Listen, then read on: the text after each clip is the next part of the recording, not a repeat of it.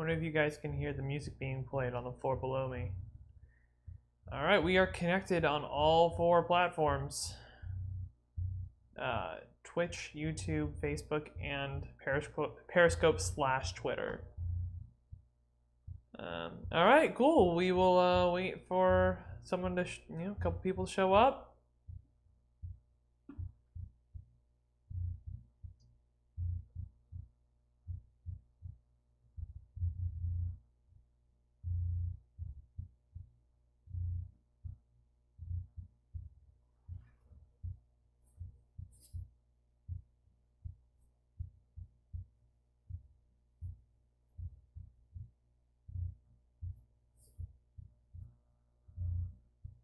Oh, hey.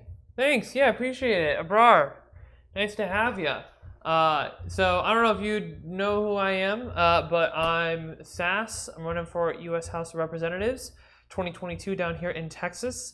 Today I want to talk a little bit about approval voting. So on Tuesday, St. Louis, Missouri had their first elections where they used approval voting in their primaries. And so this is really cool. So before I get into what happened with St. Louis, let me describe what approval voting is. So approval voting is comically simple. It is changing the language on the ballot from choose one to choose one or more. So instead of bubbling in next to one candidate, you bubble in next to as many candidates as you like, or all the candidates you approve of. And then from there, the tabulation is all the same. You just count up all the votes or all the approvals, and whoever gets the most approvals wins. This is really powerful. There are a lot of upsides to approval voting over our current system, our current choose one winner take all system. So with our current system, we have this problem of like vote splitting and the spoiler effect, where when you have 2 front runners, then voting for putting your one and only vote towards someone who's not one of those 2 front runners could actually end up helping a candidate you don't like, that you like even less between the 2. Kind of this lesser of 2 evils type of thing going on. But with approval voting, you can vote for both the candidate you really like, as well as one of whoever you might think might be in the top 2 front runners. But that's also assuming that there are 2 front runners. With our current choose one winner take all system, you will always end up with just these kind of like this 2-party system. It's the mechanics of the system. It's something called Duverger's law, that all choose one single winner systems will always devolve into two parties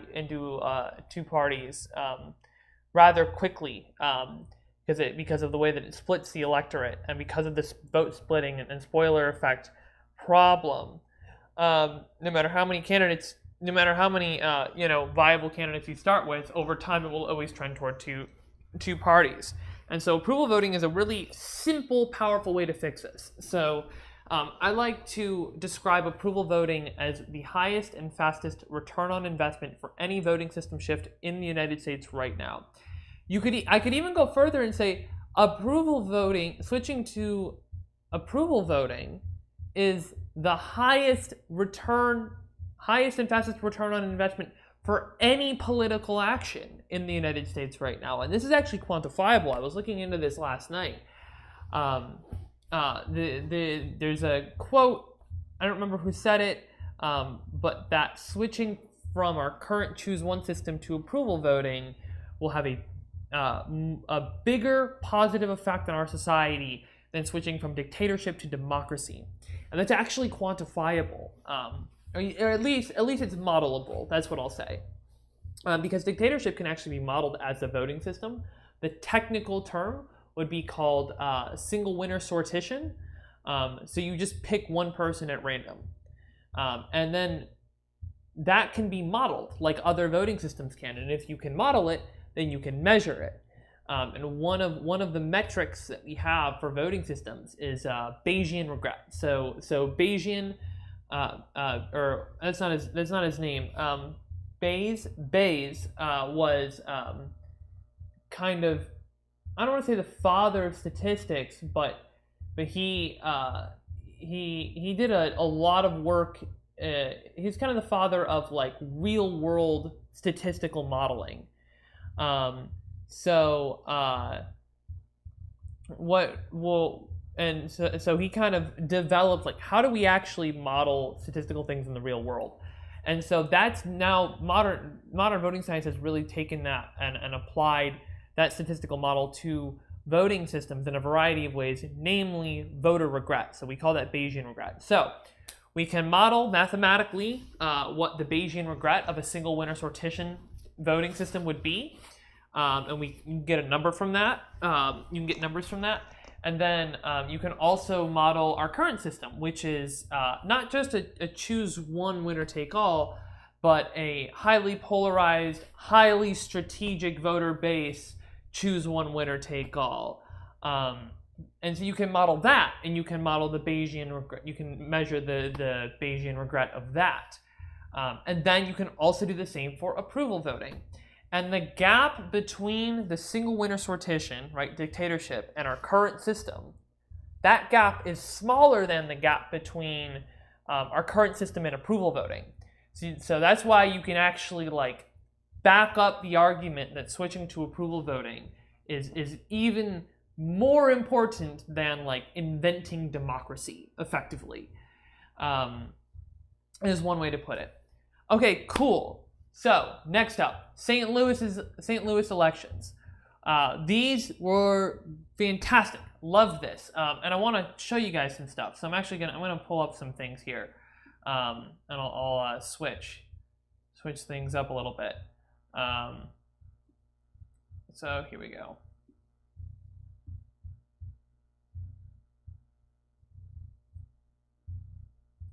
Okay, so there are the results of St. Louis. So these were primaries. So they're going to have a top two runoff in April, which is actually even better than approval voting.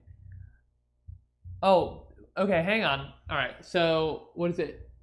Trav1S McMichael says, you literally have colored hair. Your opinion and existence is literally worthless. I'd love to have you actually back that up. I'd like to hear why, like what your connection there is.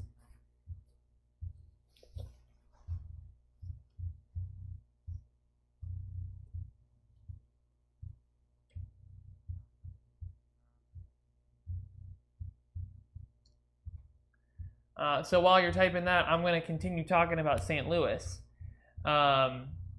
So St. Louis, like I said, these are the results of their primaries. And so I said they're doing approval, and they're just taking the top two of every race. And then in April, people are going to just vote between whichever of those two winners they like. And this is actually even better than approval voting. This is like one of the best systems you can possibly have. Let's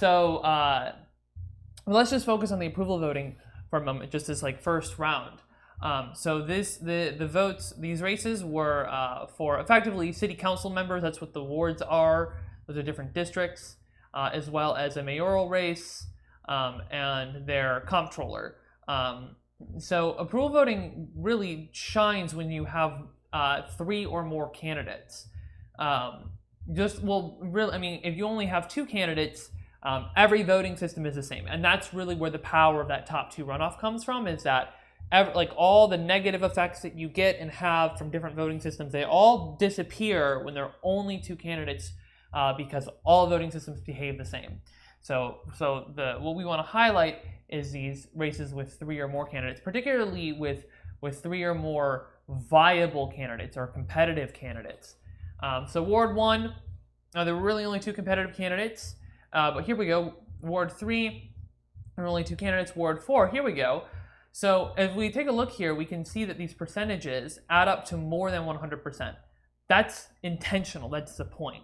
Because like I said, you can approve more than one candidate on your ballot. So you can actually, it better shows how many people actually approve of that candidate. So even if you come in last place, you can still show, like you see here, Lauren Watt. Lauren at least knows that that 5% of the voter base supported her, and you can see this. You can see this even more here, where like, okay, Leroy Carter lost, but Leroy still got 30%, 30.5% approval in his ward, which is fantastic. At least now he has those metrics to go by, and you can see how close he was to Edward. But yeah, so the idea is that because people are able to put more than one vote forward, you're able to actually show how much approval each candidate has, instead of having to split and pick between two candidates you might really like, or three candidates you might really like. You can vote for all of them. You can vote for all of your favorites. So this is really powerful. And I don't know a ton about these particular candidates, but we could have seen a possibility where if maybe and I don't know if this is the case, and we'll come around to this where for the mayoral election, where I do know a little bit more about it, it could have been maybe that a voter who liked both Evans and McFarland, if they were only able to vote for one of them, and if that was a huge set of the voter base, then maybe they wouldn't have been able to get either. Maybe they would have ended up just all going behind Evans, and then McFarland wouldn't have made it to the top two, and it would have been Evans and Carter, and that would have given Carter a much bigger advantage. Even though we can see now that in terms of how many people actually approve of Carter, it was less than the other two. Let's keep going down here. Let's see here. Ward 12, Vicky Grass, Joe Rush, Bill Stevens. So we see that Vicky Grass, big favorite, almost half the population approved of Vicky Grass, which is great. And then pretty close between Joe and Bill, but we can see that just a few more people, an additional 50 voters, did approve of Bill, but did not approve of Joe. But now people who voted for Joe have the opportunity to show that later on in April whether they prefer Vicky or Bill, which is great for those supporters who like Joe, because at least now they still get to have a say. It's not all, their vote didn't go down the drain. They have an opportunity to further express, which is why this approval plus top two is so great. We'll move on to Ward 15. Okay, so we can see this is pretty insignificant. It's great that Alexander knows that he got 7.2% approval. But we can see Megan and Jennifer here. We could probably take a solid guess that Megan Green will likely win in the runoff, but who knows? Maybe something will happen. A similar story in Ward 17 here. Here we go, Ward 21. This is the fun one. This one had 6 candidates, so this one was really incredible. So we see John Collins Muhammad got 59.1% approval. That means almost 60%, almost 6 out of 10 of those voters approve of John. They're like, yep, if John ended up in office, I'd be happy.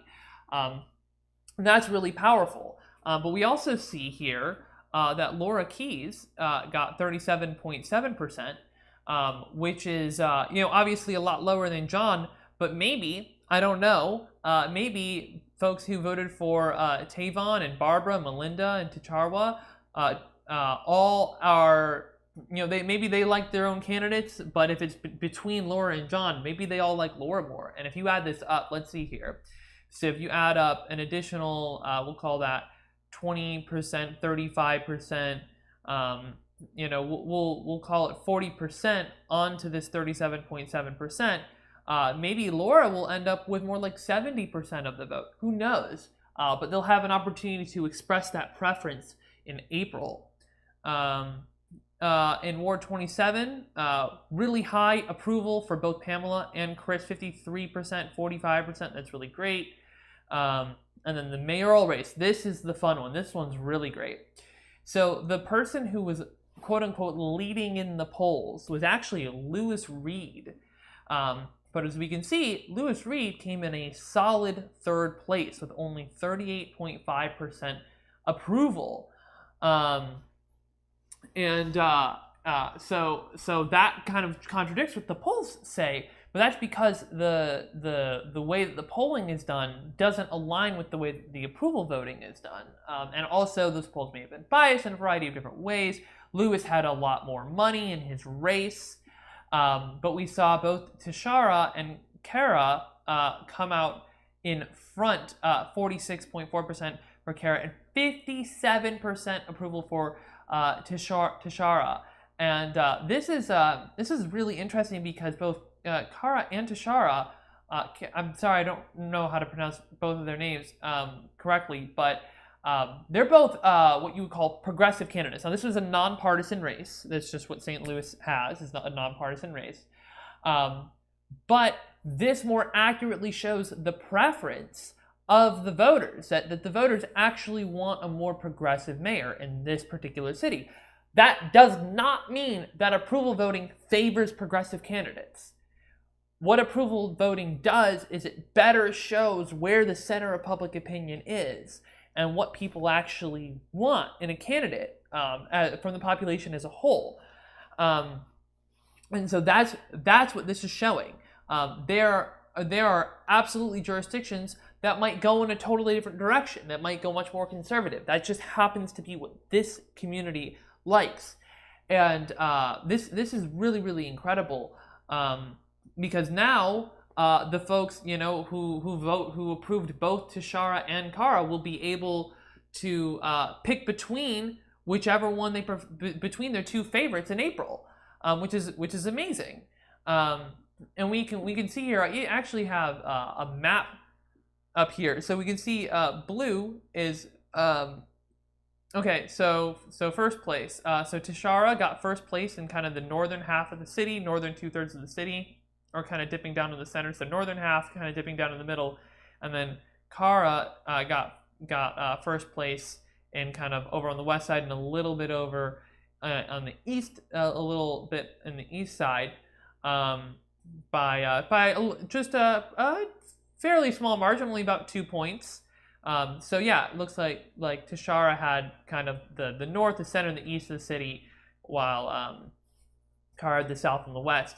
We can see that Lewis Reed did not get first place in any district, and even got including in his own district, in his own ward, Lewis Reed did not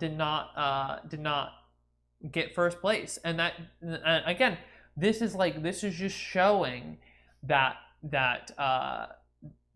you know, folks were not looking for a candidate like Lewis Reed. And he actually, I think, deleted his Twitter or something, like shut down his whole campaign and everything already. Yeah, pretty intense. So this is really cool, because this really helps to show what the voters of St. Louis really want in a mayor.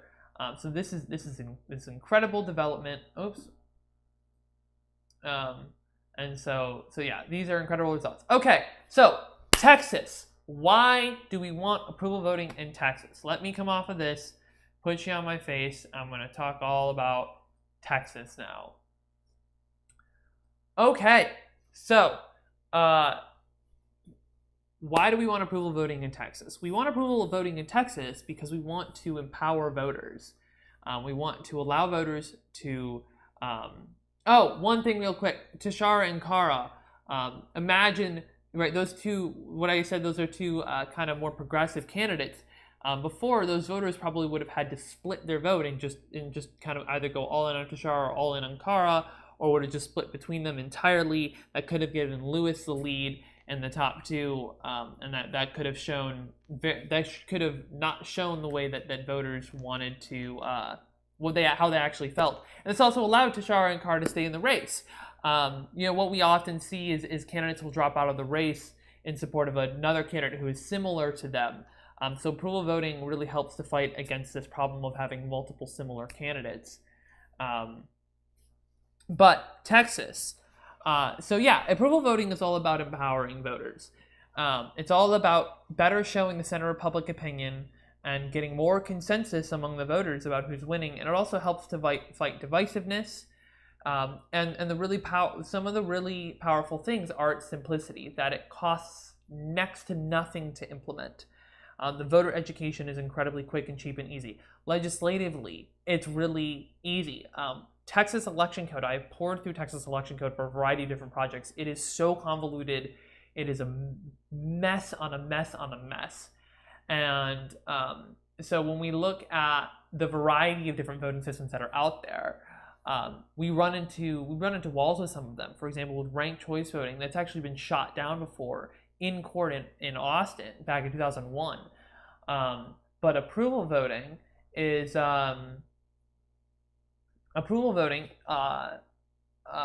much more compatible with Texas election code.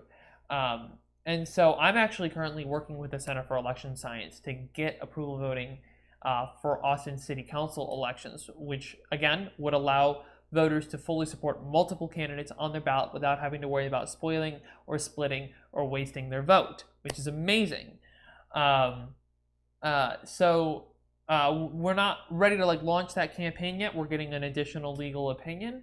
Right now, we've got some seed funding from the Center for Election Science. But definitely follow me on social media and Twitter and everything. Go to voteforsass.com, and you can just go to the Connect tab, find my social media to keep updated watch out for updates on that. Oh boy, there's an Amber Alert going off. Hang on. I use my phone as my camera.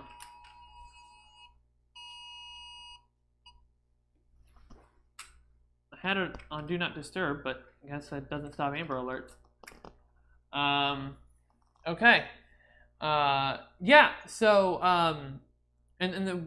so what I really like is, even though I'm working on getting it in Austin, once we get it in Austin, that will provide a framework, both legally, like a legal framework and a logistical framework for getting approval voting in throughout other jurisdictions in Austin, and like I said, it's power and simplicity. So Austin's a city of 1 million people.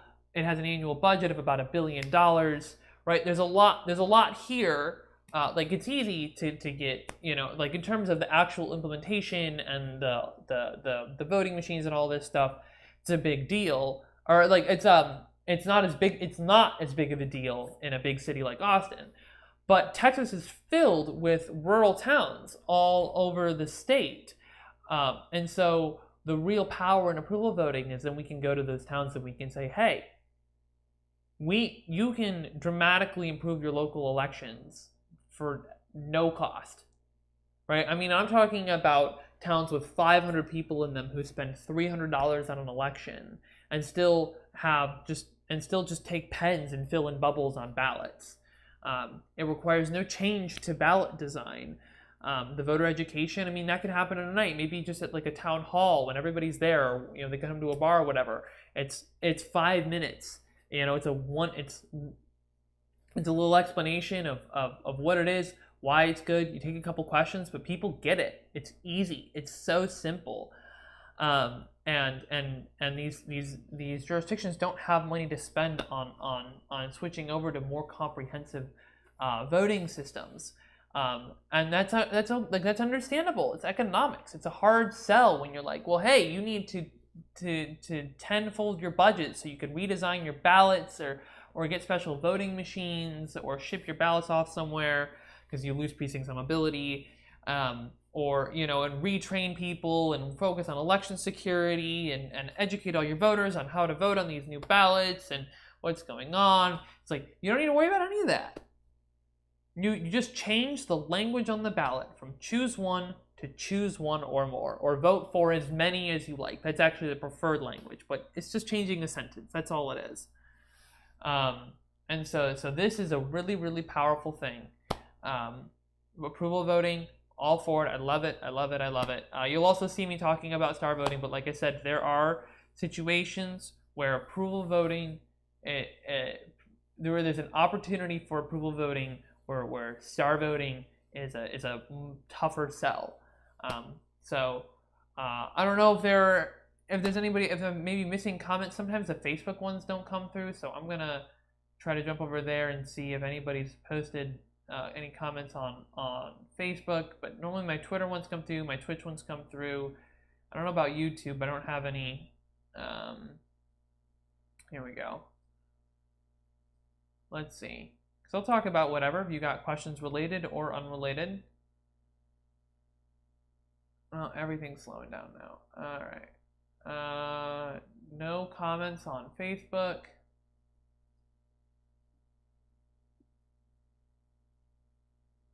Let's see, YouTube.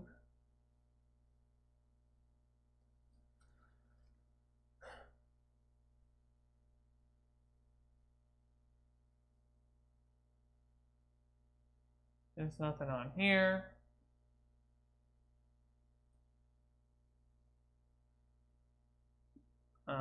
Okay. Well, I'm gonna end the stream there. I got nothing else, but feel free, go to voteforsass.com, go to the Connect tab, find all my social media, reach out to me. I'm pretty easy to get a hold of. But other than that,